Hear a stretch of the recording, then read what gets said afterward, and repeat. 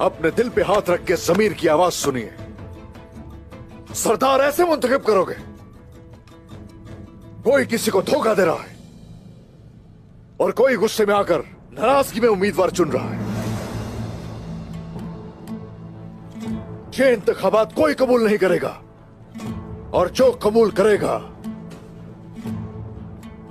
उसे सरदार होना ही नहीं चाहिए। जब कोई सरदार मुंतखब होगा तो हमारी औलादें पूछेंगी कि कैसे हुआ। उस वक्त उनसे क्या कहेंगे बताइए मुझे। ये होगी वो रियासत जिसे हम कायम करेंगे।